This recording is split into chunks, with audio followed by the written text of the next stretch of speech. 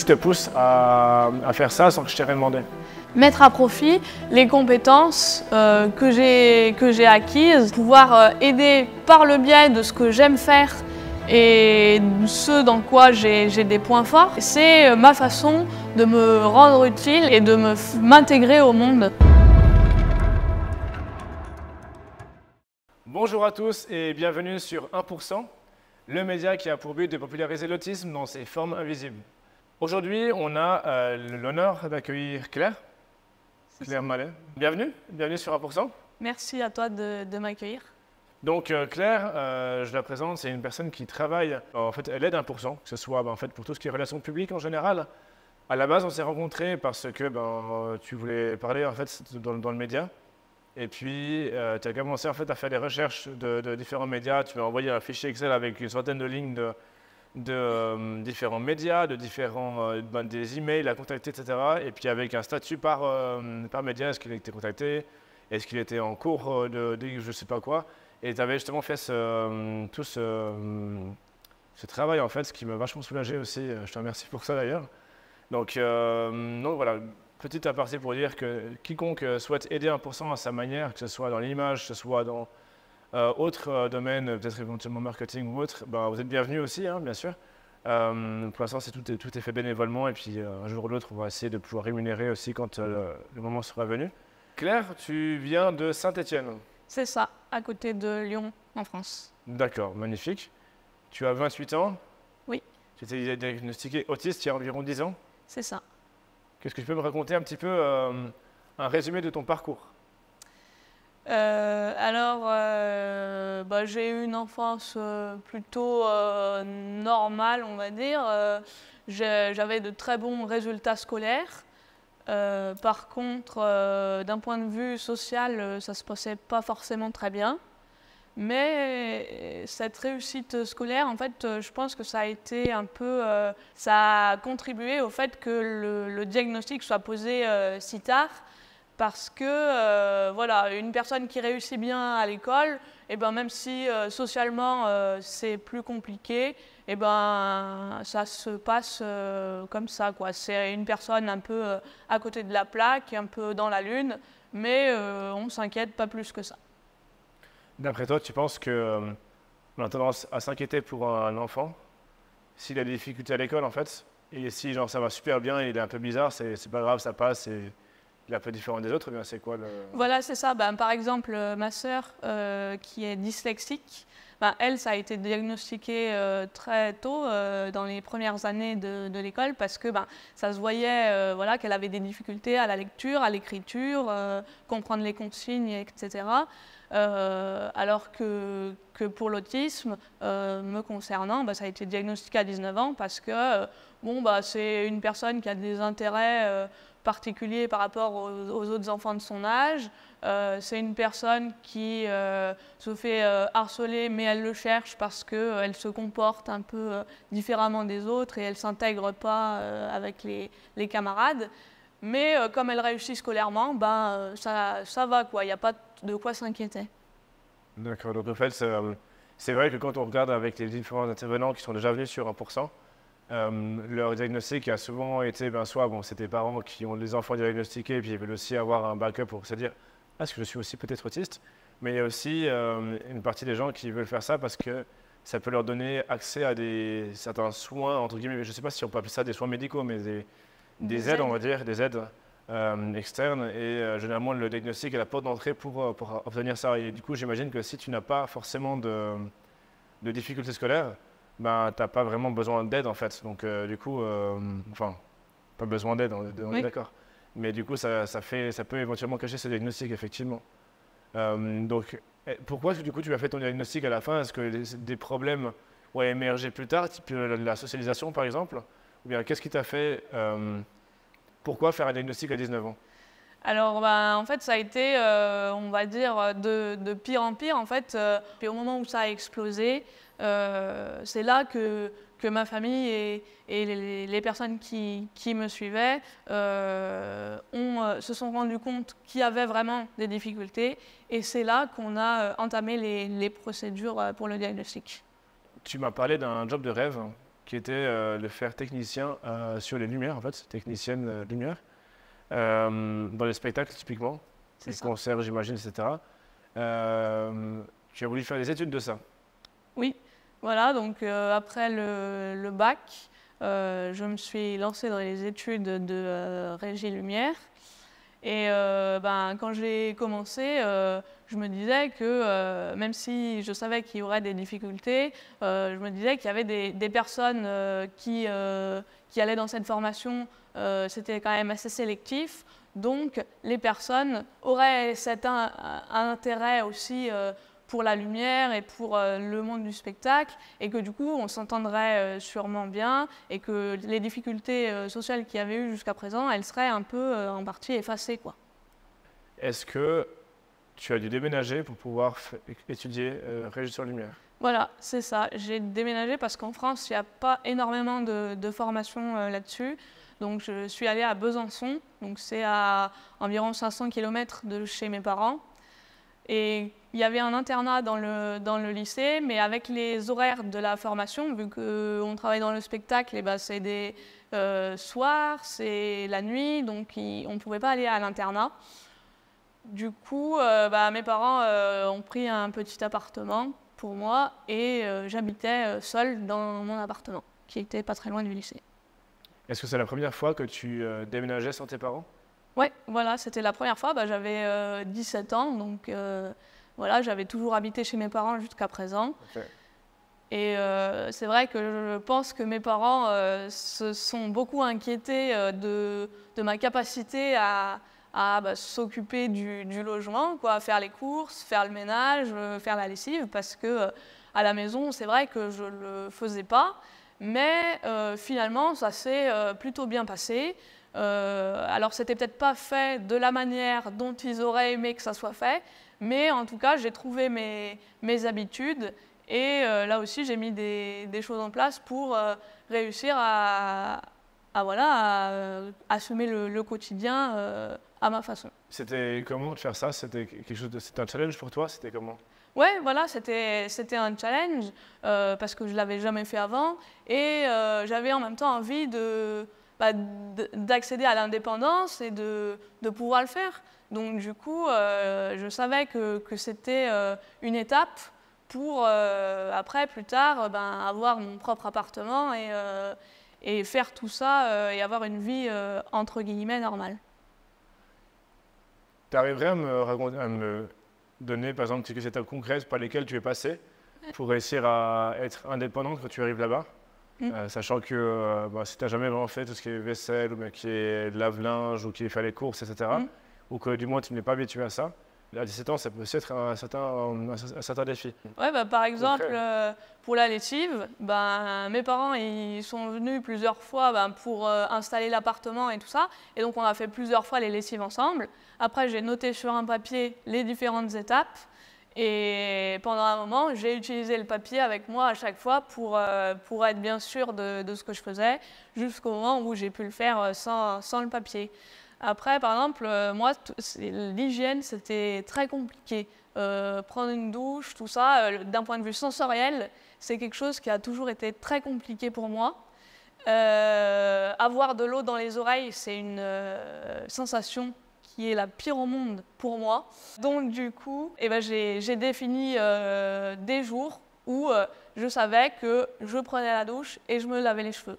Et voilà, savoir que j'avais un planning et les choses étaient prévues à l'avance, ça m'a beaucoup aidé à passer à l'action et à faire les choses, quoi. Parce que quand c'est dans le planning, c'est beaucoup plus facile pour moi que de se dire ça et puis de ne pas l'avoir noté quelque part. D'accord. Tu arrivais à te doucher tous les jours ou bien c'était tous les quelques jours? Oui, voilà, tous les jours pour la douche, et pour les cheveux 3 fois par semaine, le mardi, le jeudi et le dimanche. C'était flexible ça ou bien pas du tout? En général, non. S'il y avait vraiment un souci, j'étais obligée, mais en général, c'était toujours la même chose. Donc tu ne te décomposais pas s'il y avait un changement de programme tout d'un coup et tu n'avais pas le temps de faire ça le mardi par exemple, mais du coup ça devait être le mercredi. Est-ce que tu es complètement déstabilisé ou bien est-ce que tu arrives quand même à te dire, bah, c'est pas grave, vas-y, je vais laver les cheveux. Alors non, ça me déstabilisait quand même, mais pas au point de perdre tous les moyens non plus. Okay. Mais j'essayais quand même de m'organiser. Bah, par exemple, moi j'étais plutôt habituée à le faire le soir. Et ben, si je savais que le soir j'étais occupée parce que j'avais un spectacle, par exemple, et ben, je le faisais le mardi matin pour que ça soit quand même le mardi. Ok, d'accord. Il y a une raison particulière à ces jours-là de la semaine ou bien est-ce que c'est juste que tu les as pris au bol et puis... Bah, je les ai pris parce que c'était à peu près un jour sur 2 ou un jour sur 3 puisqu'une semaine ça a 7 jours. Mais voilà, c'est ce que j'ai défini. Et voilà, pour avoir un planning, pour rendre les choses plus faciles et les décomposer, moi c'est quelque chose qui m'aide beaucoup, voilà, de faire des plannings, de décomposer les choses en différentes étapes pour que ça soit plus facile. Ça peut paraître con, mais après t'être douché, ouais. Tu te sens généralement propre. Ouais. Alors certes, tu passes par l'étape horrible d'avoir de l'eau dans les oreilles, tu vois. Mais après, tu as vraiment une certaine satisfaction d'être propre. Voilà, c'est ça. Est-ce que cette satisfaction-là arrive à être un motif assez grande motivation pour te laver quand même? Oui, c'est-à-dire que j'ai jamais passé, par exemple, une semaine sans me laver, quoi. Hein. Mais voilà, ça surpasse les sensations désagréables. Et en même temps, je sais que c'est, entre guillemets, obligatoire et qu'il y a des conséquences sociales aussi au fait d'avoir des difficultés. Voilà. Donc, du coup, il y a aussi cet aspect social que j'ai pris en compte, évidemment. Mais voilà, encore une fois, là où il y a les difficultés, voilà, planifier, réfléchir à comment on peut diminuer ces déclencheurs, enfin, ces difficultés, c'est ça qui m'aide beaucoup, moi, encore aujourd'hui, au quotidien. Je vais faire un dernier focus là-dessus. Avant d'aller dans la douche, c'était vraiment la seconde avant d'aller dans la douche, tu sais que tu vas avoir de l'eau dans les oreilles. C'est quoi qui te permet de faire ce pas et de quand même aller te doucher? C'est la sensation de l'avoir fait, je pense. Voilà, de me dire encore une fois, j'ai réussi, un peu comme dans un jeu vidéo, on a passé un niveau, tu vois. Voilà, c'est un peu comme ça que je le vois. Et même encore aujourd'hui, enfin, je veux dire, même si aujourd'hui c'est un peu plus facile parce que j'ai évolué et que voilà, et ben, je vois toujours ça comme une victoire sur ce que j'avais beaucoup de mal à faire avant. Merci pour ce partage déjà.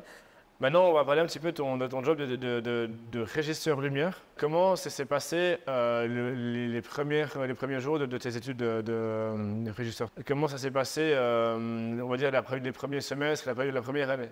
Alors, les premiers jours, ça s'est bien passé, même si je savais que voilà, quand on rentre dans les études supérieures, il y a tout cet aspect social, aller aux soirées, aux choses comme ça, qui, moi, me terrifiait et me faisait extrêmement peur parce que j'ai beaucoup de mal avec ça. Je ne bois pas d'alcool, donc je savais que c'était un frein quoi, pour les soirées étudiantes et tout ça. Mais je suis quand même allée à la soirée d'intégration parce que justement, je me disais, c'est le moment ou jamais pour s'intégrer et montrer que tu fais des efforts pour aller avec les autres. Ça s'est bien passé, on peut dire, enfin, même si j'étais pas du tout dans mon élément.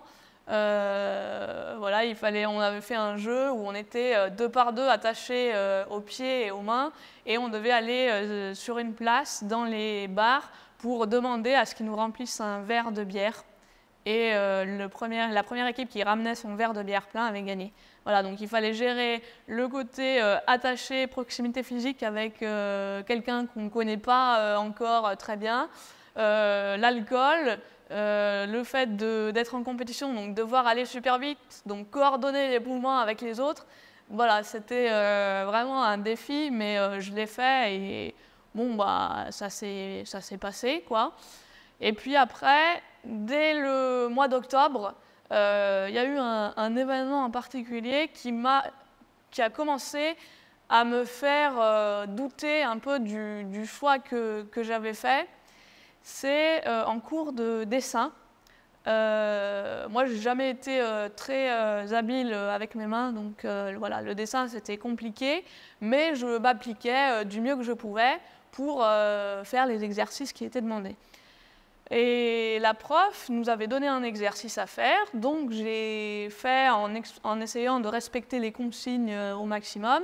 Et en passant dans les rangs, elle me dit mais non, c'est pas du tout comme ça que j'ai demandé,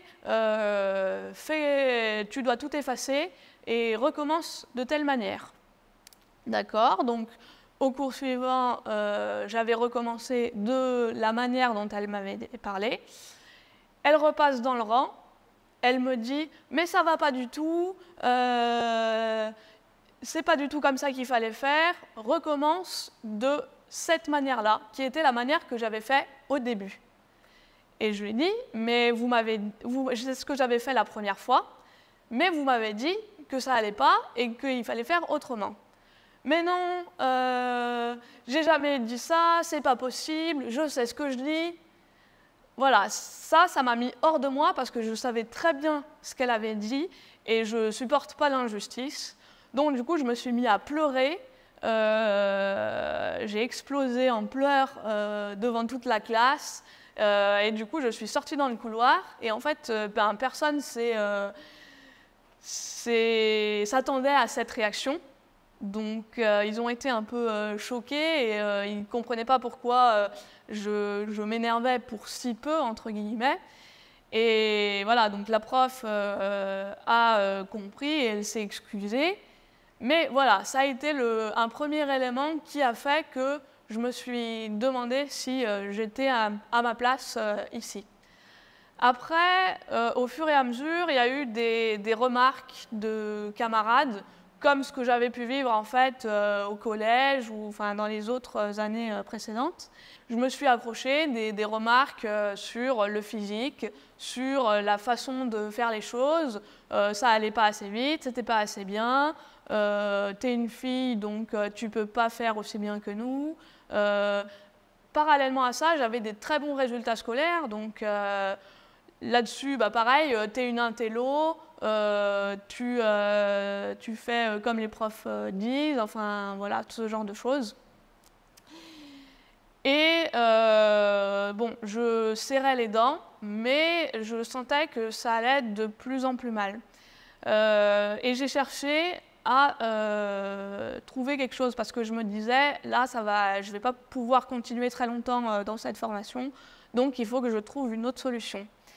Je me suis tournée vers la boulangerie parce qu'il y a un domaine qui n'a rien à voir, mais qui me donnait envie aussi, pour le côté manuel, mais plus sensoriel, j'ai envie de dire.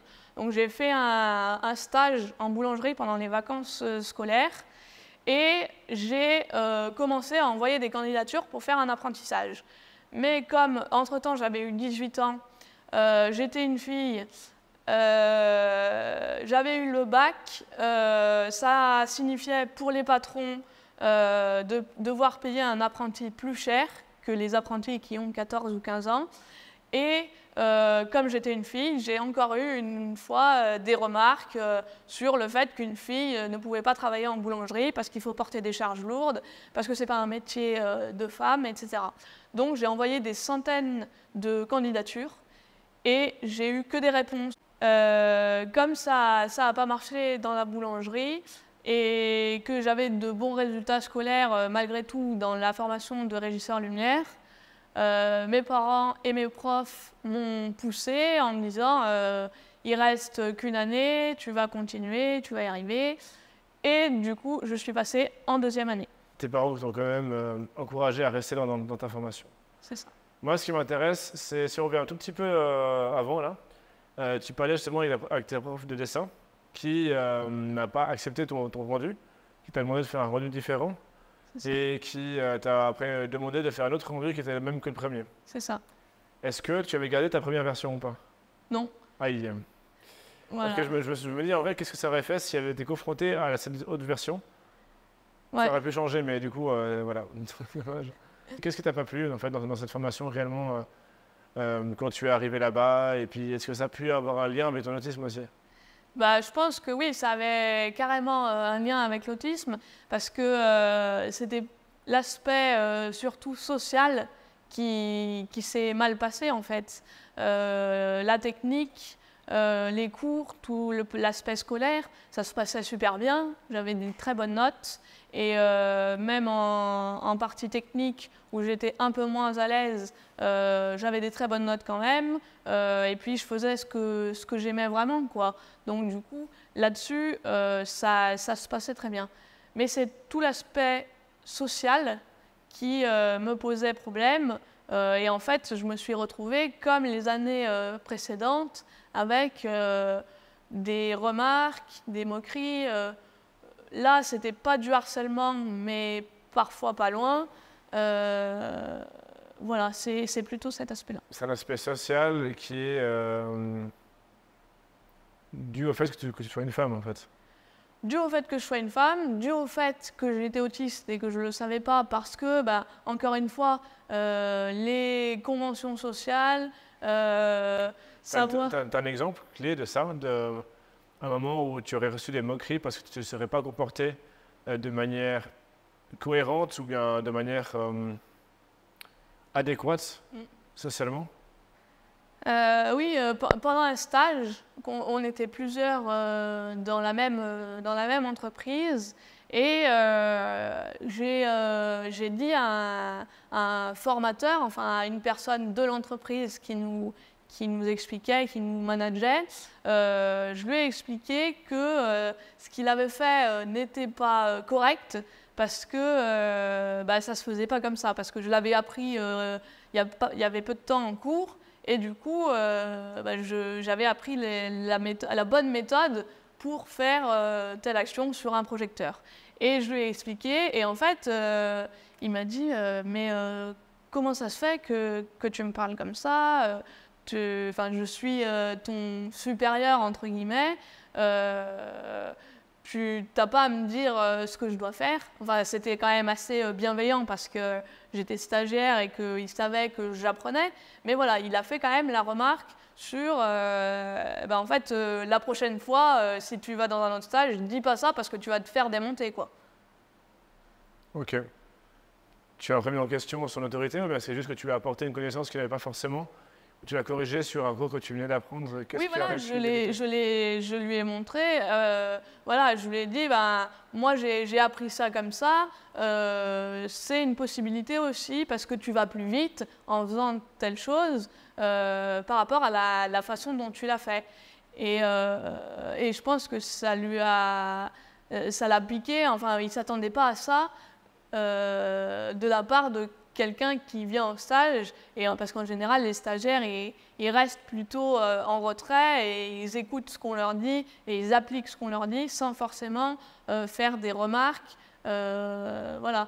Mais c'est vrai que moi, c'est un des points sur lesquels je me suis un peu améliorée là-dessus, de ne pas apporter trop de choses aux gens sans que ça passe pour une madame je sais tout, si tu veux. Ouais, ou bien je défie l'autorité, c'est ça en fait? Oui, voilà. Ok, d'accord, ouais, je vois. C'est un problème d'ego là de la part du mec, non? Un petit peu. Peut-être un peu aussi. Parce que, bien ce que tu as dit de manière trop sec pour lui, c'était comment? Non, moi j'avais l'impression d'avoir dit ça de manière normale, comme j'aurais dit à un camarade de classe ou à quelqu'un d'autre, quoi. Et après, voilà, peut-être que vu qu'il y avait cette position de formateur et stagiaire, effectivement, peut-être qu'il pensait qu'il avait plus à apprendre, à m'apprendre que moi j'avais à lui apprendre et que du coup la relation était descendante et que ça ne pouvait pas être dans l'autre sens. Tu penses que c'était quoi là-dedans le lien concret avec l'autisme qui aurait pu jouer un rôle là, dans cette situation? L'expression directe, enfin voilà, dire aux gens directement, voilà, moi en fait, j'ai toujours eu cet aspect de dire les choses sans filtre. Voilà, si je pense quelque chose, je vais le dire à la personne. Si je pense qu'elle fait mal quelque chose et qu'il y a une meilleure façon de le faire, eh ben, je vais lui expliquer. Et c'est vrai que ça, des fois, c'est vu un peu comme quelqu'un qui veut apprendre aux autres, qui veut s'imposer, alors qu'en vrai, c'est pas du tout ça. C'est pour apporter aux gens quelque chose et leur faciliter la vie, si je peux dire. Et vis-à-vis de leur statut, eux, parfois peuvent se sentir irrités en fonction de la manière avec laquelle tu approches, Voilà. tu avances en fait tes arguments. Et du coup, ça peut mener à certaines tensions Voilà. qui peuvent être plus ou moins critiques en fait, c'est en fonction du moment donné, quoi. C'est ça. D'accord, d'accord. Tes parents t'ont fortement encouragé à continuer avec tes études de régisseur son. Lumière. Merci. Je sens lumière. Comment ça s'est passé pour toi, cette nouvelle confrontation? Donc là, tu arrives en deuxième année. Oui. Tu sais que tu vas devoir faire combien de temps c'était en tout ces études? En tout, c'était 2 ans. 2 ans, ok. Ouais. Ah oui, donc tu étais à la deuxième moitié? Oui. Qu'est-ce qui fait qu'à la deuxième moitié, tu te dises non, j'arrive pas? Eh ben, ça encore dégringolé, si je puis dire, vraiment, à force des remarques des camarades, à force de, voilà, des insultes, de voir que j'étais pas bien intégrée. En fait, j'avais plus du tout d'énergie. Le travail scolaire me demandait aussi, enfin me prenait aussi beaucoup de temps. Et du coup, je sortais pas du tout aux soirées parce que déjà ça m'intéressait pas et que je voyais pas ce que j'avais à y faire puisque j'étais tellement différente des autres quoi, qu'on n'avait pas vraiment de centre d'intérêt en commun et de sujet de conversation. Donc du coup, j'y allais pas. Donc ça aussi, ça m'excluait des camarades de classe. Elles venaient d'où les insultes? C'était par rapport à quoi ces insultes? Par rapport à tout, ça peut être par rapport au physique, par rapport au travail que j'avais fait qui était trop bien par rapport à ce qui était attendu, par exemple. Donc ça veut dire que tu fais un travail qui est au-delà des attentes, ouais. Et les gens t'insultent. Voilà, Ils disent parce quoi? que tu as trop travaillé, voilà, tu es une intello, tu vas au-devant des profs. Si tu avais une attitude un petit peu... T'es un peu contre l'autorité ou bien jamais, ça n'a jamais non, été le cas? par rapport aux profs, non. J'allais pas forcément contre l'autorité, mais je faisais le travail. Voilà. Moi, je me mettais beaucoup de pression aussi pour réussir. Donc, voilà, je faisais des trucs pas parfaits parce qu'on ne peut jamais être parfait, mais proches de la perfection. Et du coup, les autres qui se donnaient moins de mal au travail, eh ben, trouvaient que j'en faisais trop. Et du coup, voilà, se moquaient ou voire m'insultaient par rapport à ça. Si tu es d'accord de nous partager ça, quelle insulte, quelle critique comme ça tu as pu recevoir concrètement? Bah, c'était... Attends, je réfléchis. Bah, c'était lèche-cul par rapport aux profs, intello, madame je sais tout, ce genre de choses, quoi. Donc, quand ça arrive de temps en temps, ok, ça passe, mais quand c'est tous les jours, répété plusieurs fois par jour, que les profs voient ça et entendent ça et disent rien, voilà, il y avait aussi beaucoup d'injustice, je trouvais, par rapport avec les profs. Et tout ça juste parce que toi, tu voulais apporter la connaissance que tu avais apprise en cours et que tu voulais appliquer, en fait. C'est ça. Et ça te coûte des lèche-culs, des commentaires autour la terminologie Fayot, en fait. Oui, voilà, c'est ça. Ok. Et ça t'a beaucoup fait du mal, ça? Voilà, ça a beaucoup pesé, voilà. Et puis, en fait, bah, c'est le principe du harcèlement, quoi. C'est la répétition de toutes ces brimades qui conduit à te dévaloriser et à perdre confiance en soi totalement. Et donc même, ça c'est arrivé jusqu'au point où même le travail que j'appréciais et où j'avais des super notes et tout ça, et ben même ça, j'arrivais plus à trouver d'envie et de motivation pour le faire. En fait, toutes ces insultes et tout ça, ça prenait totalement le dessus sur les passions et l'envie de faire les choses. Est-ce que tu as déjà parlé avec tes profs de ça? Oui, mais justement, eux, ils voyaient ça plus comme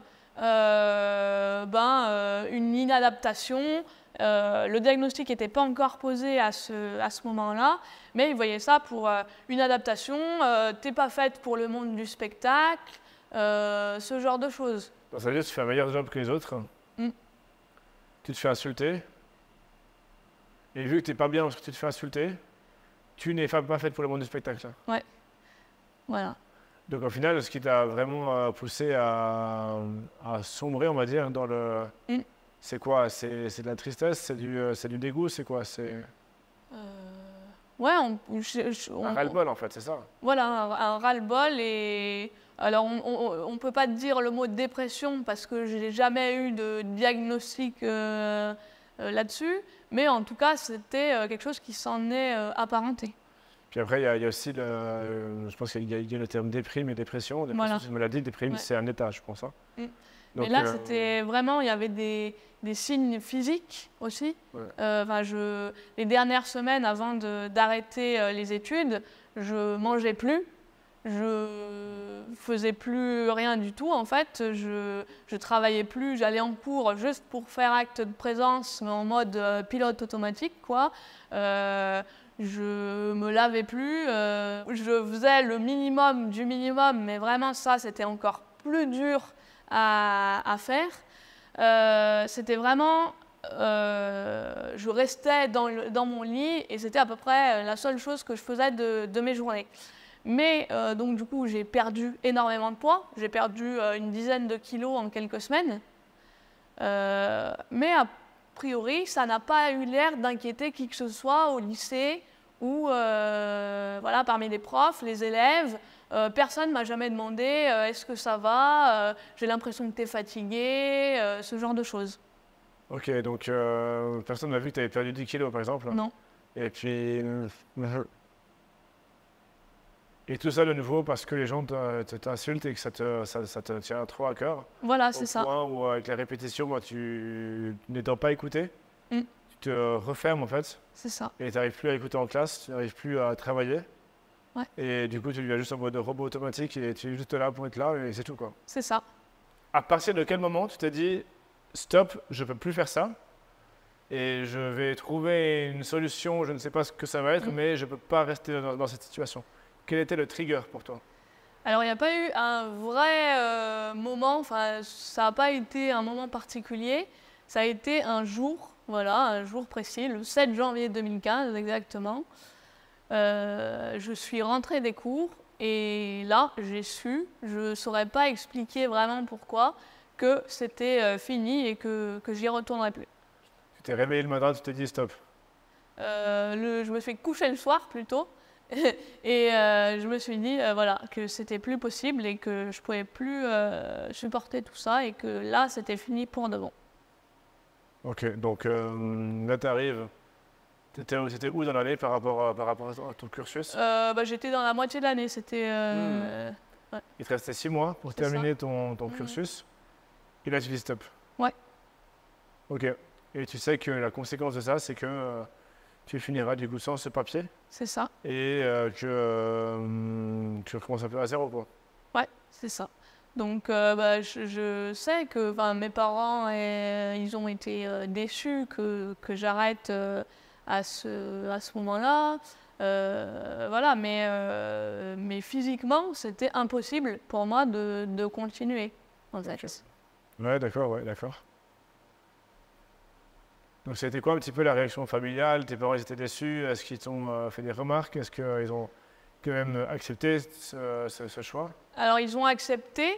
Je sais que mon père, quand je l'ai eu au téléphone, il m'a dit qu'il était un peu déçu que je fasse ça, mais qu'en même temps, il me soutiendrait quoi qu'il arrive et que voilà.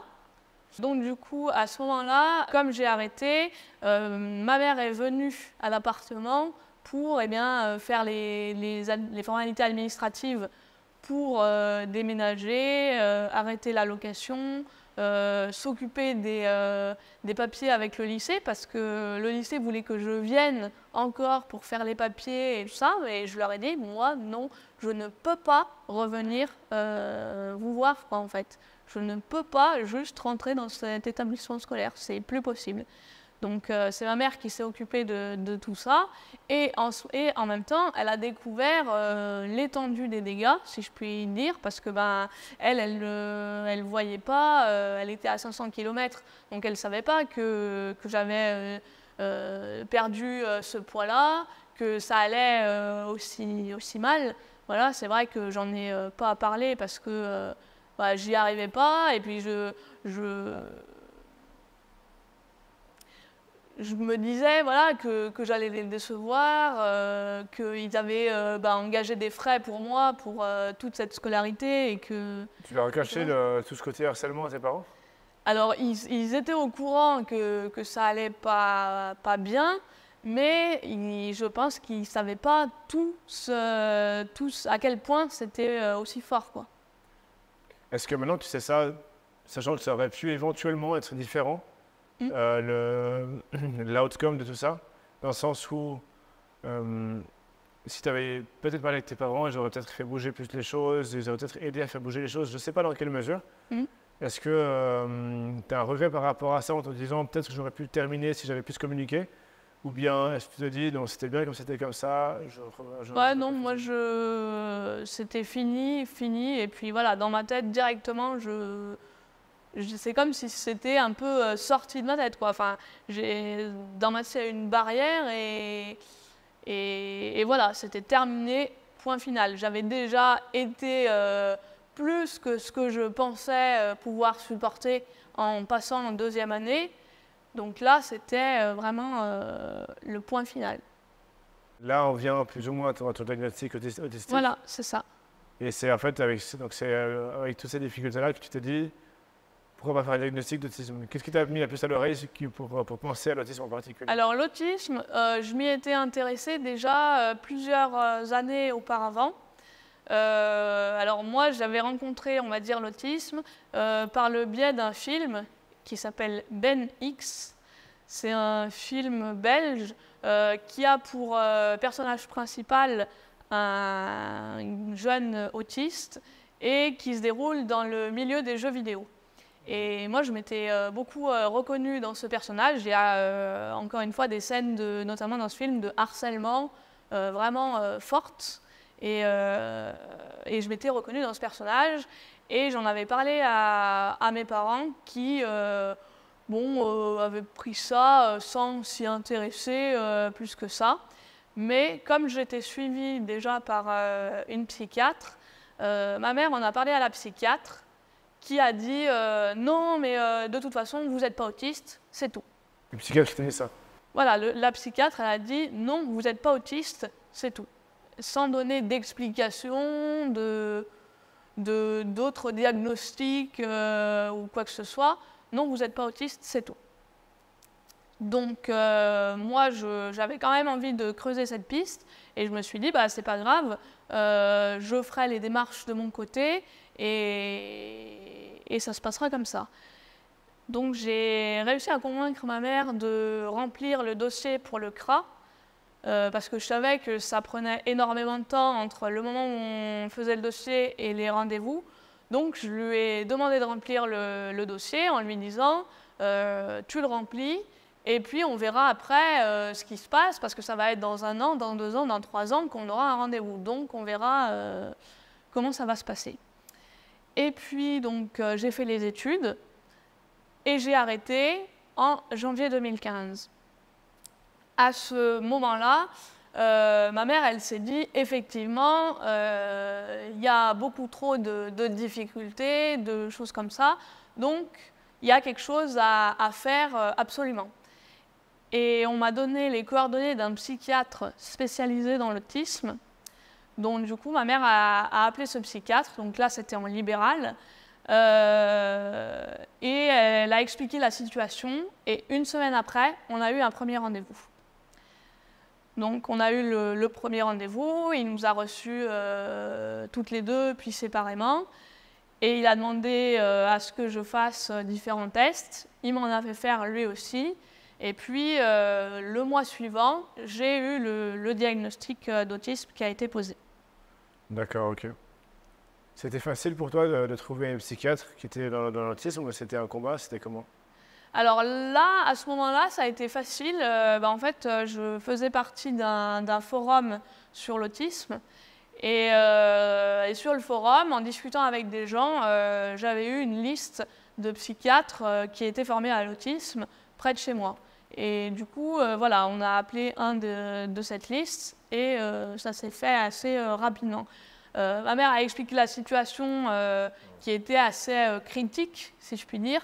Donc, c'est pour ça qu'on a eu un rendez-vous assez rapidement. Et c'est vrai que c'est une chance, parce que je sais que même aujourd'hui, les psychiatres, pour avoir un rendez-vous pour le diagnostic, c'est 6 mois, voire plus d'attente. Avec le CRA ou bien avec n'importe quel psychiatre aussi? Avec les psychiatres spécialisés sur l'autisme, c'est ces délais-là, 6 à 12 mois d'attente selon les professionnels. Mais pourquoi est-ce que c'est aussi long? Et parce qu'ils sont submergés de demandes. Okay. Il y a très peu de professionnels aujourd'hui en France qui sont formés et aptes à poser les diagnostics d'autisme. Donc, forcément, ils sont pris d'assaut, d'autant plus quand ils s'intéressent vraiment à la question. Et du coup, c'est pour ça qu'il y a des listes d'attente interminables. On parle souvent d'errance médicale. Ouais. Quand je dis qu'on parle souvent d'errance médicale, c'est les gens qui écrivent dans les commentaires qui mentionnent souvent ce terme-là. Est-ce qu'il est surtout par rapport au fait d'avoir un diagnostic, mais c'est par rapport à la prise en charge qui est après ce diagnostic? Les deux. Déjà, le diagnostic est extrêmement compliqué à avoir parce qu'aujourd'hui, même s'il y a des professionnels qui sont aptes à poser des pré-diagnostics, c'est-à-dire psychologues, neuropsychologues ou thérapeutes spécialisés, le nombre de ces professionnels-là, il a fortement augmenté ces dernières années, mais après, ces pré-diagnostics doivent être validés par un médecin ou par un psychiatre. Et c'est là que c'est compliqué parce que le nombre de médecins ou de psychiatres n'a pas augmenté ces dernières années de manière aussi importante que le nombre de professionnels qui peuvent réaliser les pré-diagnostics. Après ton retour à la maison, oui, suite à l'arrêt des études. L'arrêt des études, voilà, exactement. Tu décides de travailler pour ton père, enfin c'est un accord avec ton père, vous voulez travailler ensemble. Après donc avoir effectivement arrêté les études, j'ai cherché du travail en postulant pour tout et n'importe quoi, mais j'ai jamais eu de réponse. Donc pour me changer un peu les idées et me faire sortir de la maison, mon père a proposé que je vienne l'aider dans son entreprise. Donc c'est une entreprise de métallurgie. Et donc je l'aidais à faire les stocks, faire les saisies de bons de livraison, ce genre de choses. Et en fait, très rapidement, après que je sois arrivée, la comptable qui était en poste dans l'entreprise nous a dit qu'elle allait reprendre l'entreprise de ses parents. Donc elle a proposé de me former et que je prenne sa place quand elle allait quitter l'entreprise de mon père. Donc c'est comme ça que ça s'est fait. Moi, j'y connaissais strictement rien en comptabilité. Elle m'a formée et puis 2 mois après, j'ai pris sa place. D'accord. Et là, du coup, je suis comptable. Voilà, donc là, ça fait bientôt 10 ans, pareil, que je suis comptable dans l'entreprise de mon père, qui est aussi un peu mon entreprise, puisque je suis associée. Donc, tu as finalement quand même trouvé une carrière, en fait, qui te convient, au final. Voilà, c'est ça. C'est un métier qui, je trouve, est assez naturellement adapté pour les personnes autistes. Mais en plus, j'ai aussi mis des choses en place pour adapter à moi et à mes spécificités pour que le travail soit plus facile et me convienne comme j'en avais envie. qu'est-ce que tu aurais mis en place concrètement pour adapter ton poste à ton trouble autistique? Alors déjà, un planning écrit sur lequel je note, j'ai un planning pour le mois sur lequel je note les tâches à faire, et puis après j'ai un autre planning sur lequel je note par semaine les différents rendez-vous, les choses comme ça, pour pouvoir suivre au fur et à mesure ce que j'ai fait et ce qui me reste à faire. Moi, ce qui me pose le plus problème dans le travail, c'est les conversations téléphoniques. Ouais. Donc là aussi, j'ai travaillé là-dessus pour mettre en place une trame, on va dire. Je commence les appels toujours de la même façon, parce que j'ai en général souvent les mêmes questions à poser aux gens qui reviennent. Donc j'ai pu mettre en place cette trame et je sais ce que la personne va me répondre. Donc je sais après quelle réponse je dois apporter et je sais quelle réponse elle va me refaire. Et après, en fonction de ça, j'adapte. J'ai le catalogue des solutions en tête, si je peux dire, et je vois la conversation qui se déroule et les différents choix que je peux faire pour rendre les choses plus fluides et plus faciles dans l'échange. D'accord, donc ça s'est fait en fait en structurant vraiment ton travail, C'est ça. notamment avec des listes en fait, Voilà. des checklists et en mettant en place des méthodes en fait Voilà, c'est ça. qui te permettent d'être très structuré dans chacune des tâches et aussi enlever une certaine partie de l'improvisation Voilà, qui te permet d'être beaucoup plus carré dans tes processus en fait. c'est ça. Voilà. D'accord. Moi, je suis une personne qui aime beaucoup tout ce qui est organisation et planification. Et voilà, même dans la comptabilité au quotidien, j'ai mis en place des processus pour me faciliter le travail. Et pour certaines personnes, ça peut paraître une perte de temps, mais en fait, si tu perds 2 secondes à faire une tâche en plus, et ben en fait, à la fin, ça te permet de gagner du temps parce que tu es sûr d'avoir vérifié qu'il n'y a pas d'erreur. Et au moins, à la fin, tu te retrouves avec des résultats corrects et tu ne passes pas 30 minutes ou 1 heure à chercher pourquoi il y a un écart, pourquoi tel chiffre n'est pas bon, etc. Donc en fait, si tu perds 2 secondes dans le processus, et ben à la fin, en fait, tu as gagné 30 minutes parce que tu as bien vérifié tout comme il faut. Ça t'arrive des fois de, par éventuellement un peu flemme, de pas être ultra carré dans ton planning et d'avoir un petit peu un moment un peu plus allez, ça va, tu Ouais. vois, comme ça. Et puis après de te confronter à ça parce qu'en fait, bon, un planning, ce que tu as dit que tu allais faire, tu vas devoir le faire, peu importe, tu vois, et tu as une date à respecter. Oui, voilà. Donc, est-ce que ça t'arrive des fois d'être un peu plus flexible et puis comment tu fais par rapport à ça si jamais ça arrive? Alors oui, ça arrive des fois, ou même parce que on m'appelle pour faire autre chose et du coup j'ai pas le temps de faire ce que j'avais prévu, et je le prévois sur le lendemain.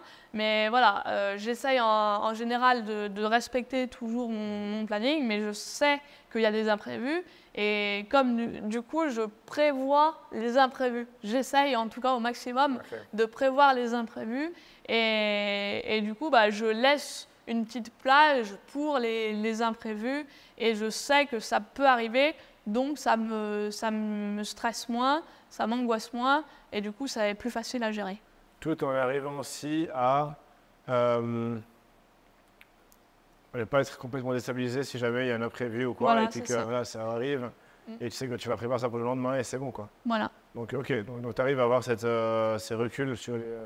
Voilà, parce que aussi, avec l'expérience, je sais ce qui peut arriver comme imprévu. Que ce soit au travail ou dans la vie quotidienne, il y a des choses, quand on l'a vécu une fois, on sait que ça peut re-arriver. Et donc du coup, on sait que, tiens, dans cette situation, il y a telle chose qui peut arriver, donc je le prévois. Même s'il y a beaucoup de chances que ça n'arrive pas, et si ça arrive, je sais ce que je pourrais faire au moment venu, et du coup, ça sera plus facile à gérer. D'accord. Si on parlait un petit peu de ton activité de militante. Oui. Claire est militante, n'est-ce Oui, pas? c'est ça. Tu es militante notamment pour tout ce qui est véganisme, et puis aussi pour d'autres causes comme les eaux propres par exemple. C'est ça. Je tiens quand même à préciser que 1% n'est pas en train de mettre de promouvoir un quelconque véganisme ou autre cause, etc. Moi, ce qui m'intéresse vraiment, c'est qu'est-ce qui te pousse à vouloir militer pour les causes pour lesquelles tu souhaites en fait travailler. Et puis, comment tu fais, quelle est ta méthodologie pour faire ça en fait? Déjà, pourquoi est-ce que tu milites pourquoi vouloir militer en fait? D'où est-ce que ça sort, cette idée-là?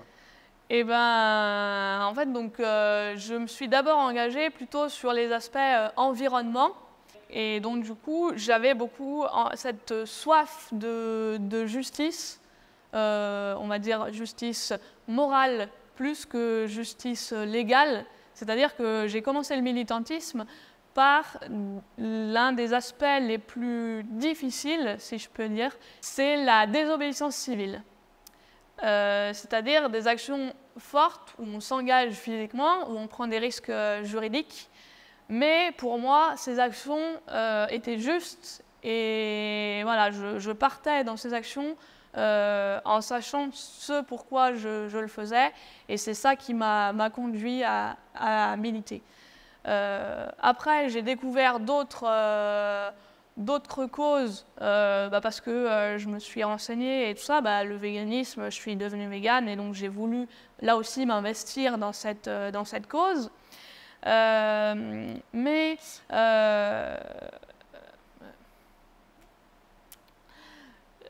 Le militantisme, on peut se dire que c'est vraiment quelque chose d'angoissant, de stressant, qui demande beaucoup de social. Mais là aussi, on peut mettre en place des choses pour que ça soit moins compliqué. C'est-à-dire qu'il y a des rôles qu'on peut faire, comme par exemple tenir une pancarte lors d'une action. Ça ne nécessite pas d'interaction avec le public. Voilà, il y a certains rôles. Au début, j'ai commencé par ces rôles-là qui étaient plus faciles pour moi. Et après, au fur et à mesure, j'ai observé les autres militants. J'ai appris grâce à leurs conseils et je me suis lancée sur des actions avec plus d'interaction, par exemple, comme tenir un stand de sensibilisation. Mais là aussi, j'ai beaucoup répété chez moi pour paraître à l'aise et savoir ce que j'allais dire aux gens. J'avais les connaissances théoriques, mais dans la pratique, savoir comment on se positionne face aux gens, savoir par quelles phrases on va les accrocher, comment on déroule la conversation en étant assez synthétique, mais en expliquant quand même le plus facilement possible les buts de notre action. Voilà, tout ça, ça a été vraiment travaillé comme un acteur pourrait le faire, quoi, répéter et répéter et répéter encore pour que ça soit presque un automatisme. Au fur et à mesure donc, de ces actions, j'ai gagné en expérience et j'ai pris confiance en moi aussi, j'ai gagné en aisance, j'ai pris de plus en plus de responsabilités et grâce à tout ça, j'ai pu développer des compétences sur lesquelles j'avais beaucoup de difficultés. Donc ça peut être gérer un groupe, voilà, gérer nos bénévoles pour placer les personnes aux différents rôles qui existent. Donc tu gérais des bénévoles, donc tu passes des militants, tu as porté un carton avec écrit libérer les animaux. Voilà, et à avoir plus de responsabilités du genre voilà, diriger un groupe. Et c'est quoi le rôle que tu occupes maintenant? Eh ben, c'est ça, je suis référente pour l'antenne locale d'une association de droits des animaux. Je suis aussi référente dans un collectif, comme tu as dit, par rapport à l'eau. Voilà. Et en fait, voilà, c'est petit à petit, j'ai eu envie d'aller vers ces rôles-là parce que c'était un vrai intérêt, quoi. J'avais vraiment envie de travailler sur ça. En fait, pour avancer dans cet intérêt, il fallait apprendre d'autres compétences. Et c'est ce qui m'a poussée à travailler là-dessus. En quoi consiste ta responsabilité de référente? Donc le rôle de référente, c'est préparer les actions, donc c'est-à-dire préparer le matériel, faire les déclarations administratives à la préfecture et tout ça pour l'occupation du territoire. C'est gérer les mails, gérer les relations avec les médias aussi, contacter et savoir répondre aux médias quand ils sont sur place sur l'action.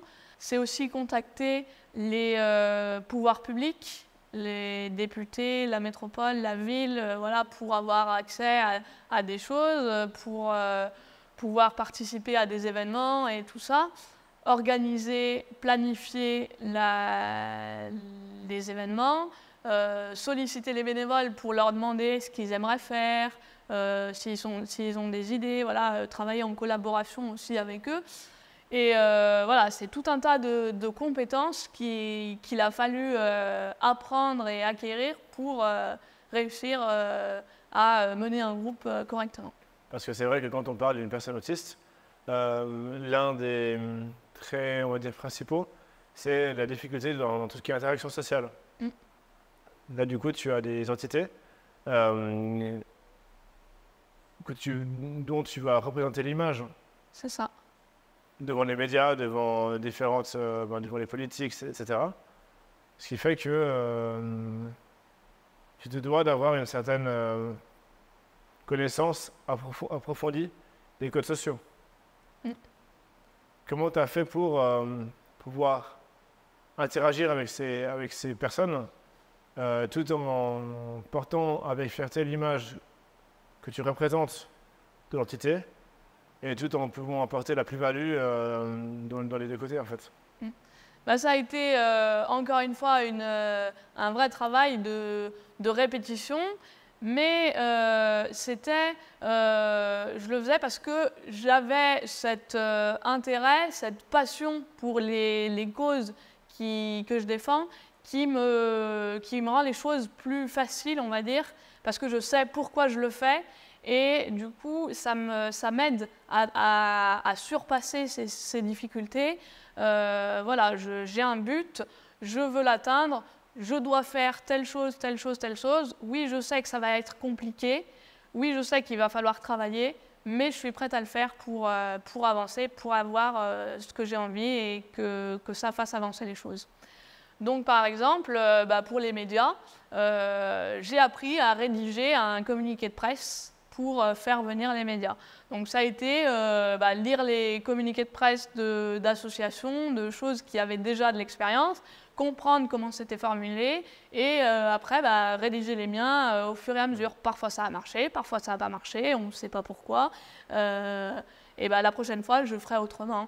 Après, répondre aux médias, pareil, je me suis entraînée en me posant à moi-même des questions pour savoir ce que j'allais répondre. Donc tu n'as pas eu un coach, par exemple, qui t'a dit, vas-y, voici les scénarios auxquels tu vas être confronté. C'est toi qui t'es dit, tu vas t'entraîner en fait en testant quelque chose, en faisant une erreur. Alors on a eu des aides, par exemple avec l'association pour laquelle je suis référente. Pour certaines actions, on a des fiches presse, donc avec des questions et des réponses proposées qu'on peut donner pour répondre aux questions facilement. Donc ça aussi, ça se travaille. Mais il faut quand même une certaine part de personnalité, si je peux dire. Et donc, du coup, j'ai essayé de mettre un peu à ma sauce ces réponses-là pour que ça corresponde mieux à ce que j'avais envie de dire exactement et ce qui était plus facile pour moi. On t'a déjà surpris avec des questions auxquelles tu n'aurais jamais pensé et qui t'ont challengé en fait sur la réflexion de ta réponse? Comment tu as géré ça? Eh ben, j'essaye de prendre un peu de temps et de mettre les idées en place dans la tête. Alors, c'est vrai que c'est très challengeant. Enfin, je veux dire, même si aujourd'hui, je suis plus à l'aise là-dessus, à la fin des interviews, je suis carrément vidée. Donc voilà, il ne faut pas croire non plus que j'ai réussi et que tout est facile et que voilà. Mais à force, c'est encore une fois, à force de répéter, eh ben, on voit les questions qu'on nous pose. Ah tiens, je sais que j'ai eu telle question ou une question qui y ressemblait la première fois. Et ben cette fois-ci, je sais comment répondre parce que je me souviens de la réponse de la dernière fois. Voilà, au fur et à mesure, on accumule des situations Et ouais, moi, j'appelle ça le manuel des solutions, dans lequel je peux piocher pour retrouver une solution, une situation à laquelle j'ai déjà été confrontée et me dire « Ok, j'ai fait ça, ça a marché, donc je peux refaire ça pour cette situation. » Ça veut dire qu'il t'a fallu, corrige-moi si je me trompe, hein, mais évoluer dans un milieu qui soit plus ouvert d'esprit. Voilà, c'est ça. Avec les autres qui sont aussi plus expérimentés, eh ben, on échange, on voit eux ce qu'ils ont fait en interview, on se dit « Ah tiens, ça c'est pas mal, je pourrais le reprendre. Ah tiens, ça, bof, pas trop. » Donc du coup, bah, je vais faire autrement si on me pose cette question. Et voilà, c'est comme ça, en apprenant aussi avec les autres qui ont plus d'expérience et qui ont plus de facilité, que j'ai réussi à travailler là-dessus. Est-ce qu'avec l'autisme là-dessus, ça t'a aidé le fait de savoir que tu étais autiste ou bien ça n'a pas forcément d'importance, je ne sais pas? Alors ça a aidé sur certains aspects. Bah, encore une fois, par exemple, l'organisation et la planification. Ça, c'est vraiment quelque chose où ça m'a apporté. Voilà, parce que je suis une personne très carrée, donc les actions, c'est planifié. J'essaye de prévoir le plus possible de choses. Encore une fois, on sait qu'il y a des imprévus qui peuvent arriver, mais là aussi, les imprévus, il y a des imprévus prévisibles. Donc du coup, on sait que ça peut arriver et on sait qu'on a une solution si jamais. Mais voilà, cette planification, ça rend les choses plus faciles. Et du coup, comme tu as moins de charge mentale, si je peux dire, sur tous ces aspects-là, tu es plus disponible pour ce qui est plus compliqué, comme les interactions sociales et tout ça. Avec 20% des possibilités, tu couvres 80% des cas. Et en fait, donc, quand tu as des imprévus, qui sont en fait les 20% restants, en fait, tu reprends ça et tu refais un 20-80. Donc, en imaginant les 20% des cas imprévus, tu couvres 80% des imprévus aussi. Voilà. Ce qui fait qu'au final, tu as un vachement grand panel d'imprévus qui est planifiable et anticipable en fait. Voilà, c'est ça. Ok. Ah, c'est intéressant. Et puis ça m'a aussi permis de faire des choses, enfin de vraiment cet investissement militant, ça m'a permis de gagner en autonomie aussi, par exemple voyager. J'ai voyagé un peu partout en France et à l'étranger pour participer à des événements, à des actions, voilà.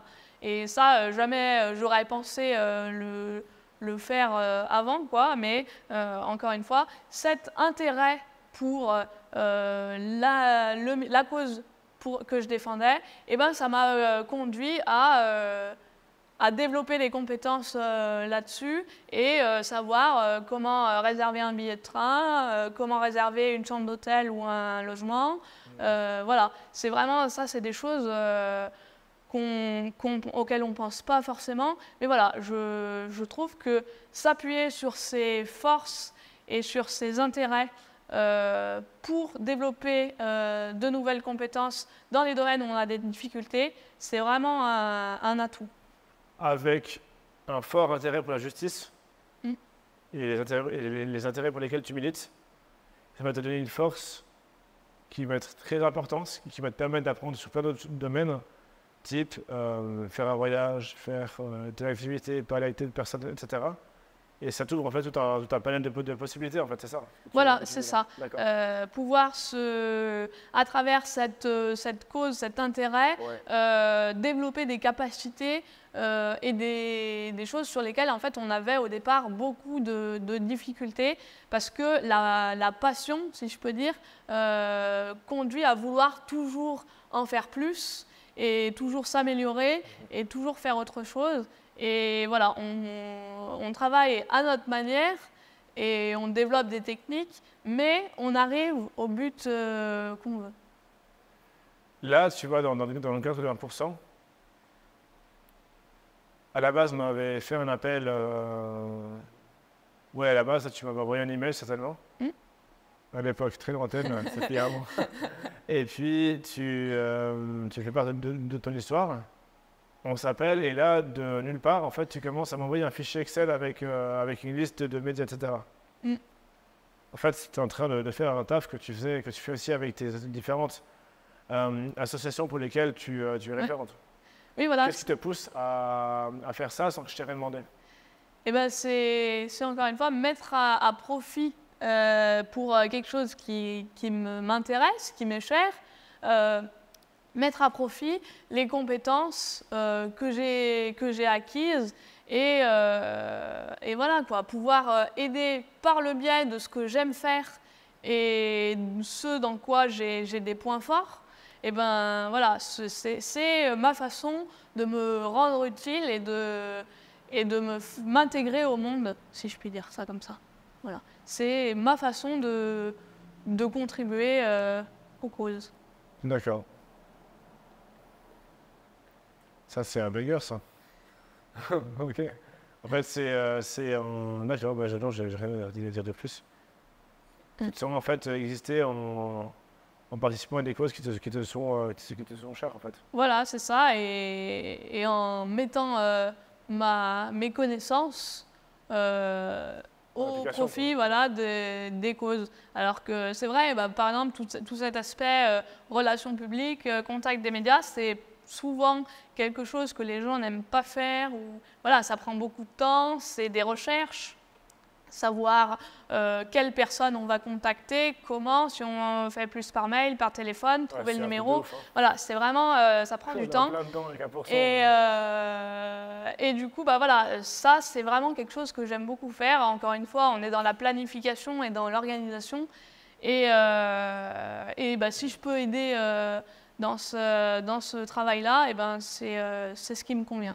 Ouais, parce qu'au final, tu t'auto-nourris en fait, hein, avec ton travail, tu es très dans la planification, avec ça, tu es plutôt dans les relations humaines. Mais en fait, avec ton travail, tu fais aussi des téléphones, où tu apprends à suivre une certaine trame narrative dans tes appels que tu appliques en fait, dans le militantisme.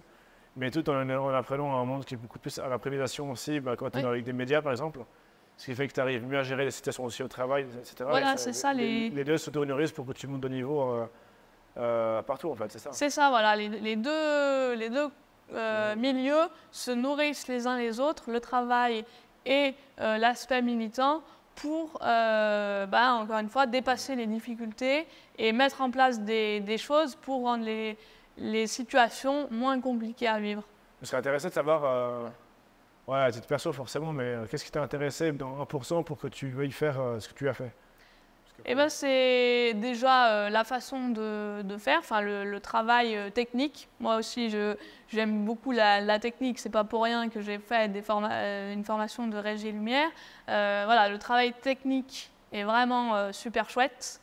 Et puis le fait de mettre en avant des histoires de personnes qui ont un syndrome invisible, comme tu dis, et vouloir mettre en avant toutes ces personnes-là qui sont parfois un peu oubliées. C'est-à-dire qu'on a soit l'autisme, entre guillemets, dit sévère, ou l'autisme génie, mais au milieu, c'est vrai que ce n'est pas forcément toujours mis en avant, et je trouve que c'est un vrai travail qui manquait jusqu'à présent, de mettre en avant l'autisme invisible.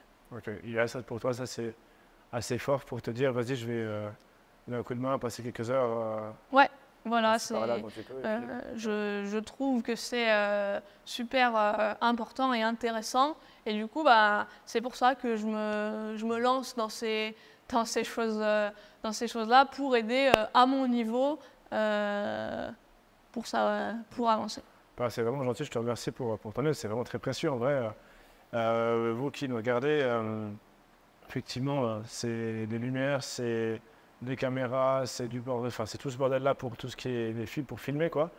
Mais il y a aussi un travail de recherche de personnes, de sélection des profils. Il faut savoir quand même que, ouais, je vais quand même le dire, je ne sais pas si je vais garder ou pas, mais je vais quand même le dire, sur plus d'une centaine de demandes de participer à des interviews, il n'y en a que quelques-unes qui retiennent mon attention déjà, et puis qui sont admises. Pourquoi? Parce que 1% se veut avec un positionnement aussi, on veut être pas positif pour être positif, mais on veut montrer qu'on peut être épanoui malgré son syndrome. Moi j'aimerais vraiment montrer le côté résilience, mettre en valeur ce combat et montrer le chemin parcouru en fait, c'est ça l'idée quoi. Donc du coup il y a forcément tout un travail de sélection qui se fait en fait avec les intervenants. Voilà, on passe aussi du temps par Zoom avec chaque personne pour développer un peu l'histoire avec la personne, voir un peu sur quel angle on va s'approcher. Ensuite, il y a aussi tout le côté médiatique, donc avec quels médias on va parler, qu'est-ce qu'on va faire, etc. Comment est-ce qu'on va faire évoluer la plateforme, comment est-ce qu'on veut la faire grandir aussi. Et tout ça, c'est des questions, quand là, voilà, actuellement, je suis seul à bosser là-dessus. Quand je fais des reels tous les jours, hein, qu'il y a des vidéos à monter, qu'il faut trouver le matos pour faire les vidéos, que tout ce bordel-là, en plus d'être de travailler 42 heures par semaine à mon taf, de faire des études, ouais. Bientôt me marier, c'est plutôt cool, mais voilà. C'est vrai que c'est un travail assez conséquent. Donc, quand il y a une aide comme Claire, c'est vraiment très précieux pour moi parce que ça me permet justement de pouvoir déléguer certaines tâches, en fait, et qui me permettent de vraiment vachement respirer et d'aller plus vite aussi. Parce que sinon, c'est que quelques heures par semaine que je peux poser. Typiquement, un exemple concret, quand on fait un reel, tu vois, c'est trouver l'extrait de la vidéo, paf, le couper bien pour que ça fasse un reel qui soit assez punchy, assez cool, tu vois, et qui ajoute de la valeur à la page. Après, c'est sous-titré. Ça prend environ 1h, 1h20. C'est 1h20 après le taf que je mets sur 1% pour après encore poster et écrire le texte, répondre aux commentaires. C'est ça. Et après ça, je suis lessivé parce que j'ai passé une journée de 8h et quelques, plus ça, j'ai besoin de faire du sport, faire d'autres choses. J'ai pas le temps de réfléchir à d'autres choses. Et là, quand il y a quelqu'un comme Claire qui vient, qui s'approche et qui me propose de faire ces services-là de relations publiques ou autres, ça permet justement de pouvoir travailler sur plusieurs plans à la fois et de pouvoir évoluer. Qu'est-ce que tu aimerais que les gens retiennent de cette interview, Claire? Le fait de s'appuyer sur ses points forts et ses intérêts pour travailler sur ces difficultés qu'on peut avoir en tant qu'autiste, à mon avis, c'est un vrai atout qu'il faut développer parce que ça nous permet de rendre les choses moins difficiles et de se sentir en même temps utile et considéré par les autres.